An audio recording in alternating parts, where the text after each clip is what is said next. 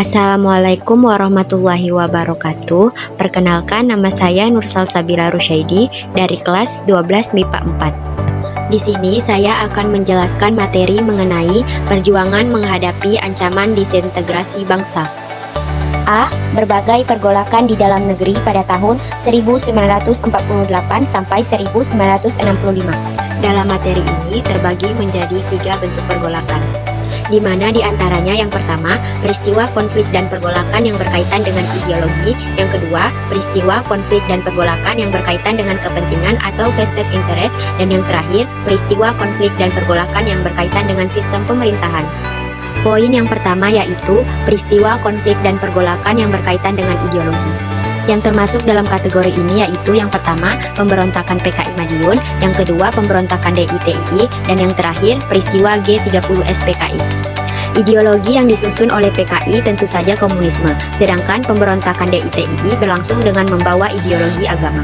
Menurut Herbert Fate, seorang akademis Australia, aliran politik besar yang terdapat di Indonesia pada masa setelah kemerdekaan terutama dapat dilihat sejak pemilu pada tahun 1955, terbagi dalam 5 kelompok, diantaranya nasionalisme radikal yang diwakili oleh PNI, Islam yang diwakili oleh NU dan Masyumi, komunis yang diwakili oleh PKI, sosialisme demokrat yang diwakili oleh Partai Sosialis Indonesia atau PSI, dan tradisional Jawa yang diwakili oleh Partai Indonesia Raya atau PIR, kelompok teosofir atau kebatinan, dan birokrat pemerintah atau pamong praja.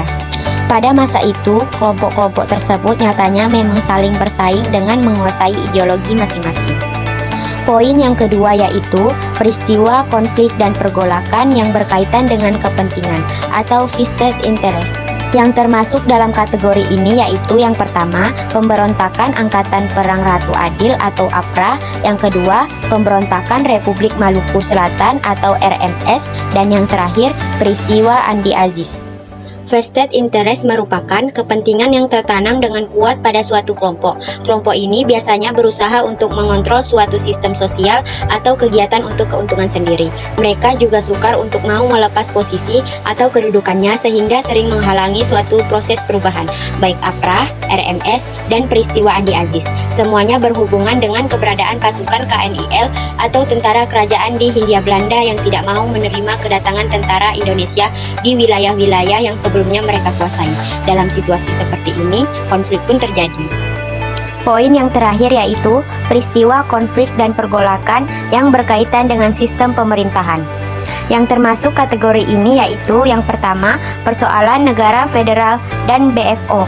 Yang kedua, pemberontakan PRRI dan Permesta.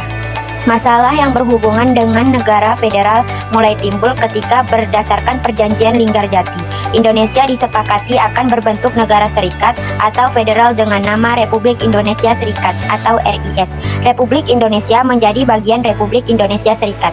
Negara-negara federal lainnya misalnya adalah negara Pasundan, negara Madura, atau negara Indonesia Timur. BFO sendiri adalah Badan Musyawarah Negara-Negara Federal di luar Republik Indonesia yang dibentuk oleh Belanda. Awalnya BFO berada di bawah kendali Belanda, namun makin lama badan ini makin bertindak netral, tidak lagi melulu memihak Belanda.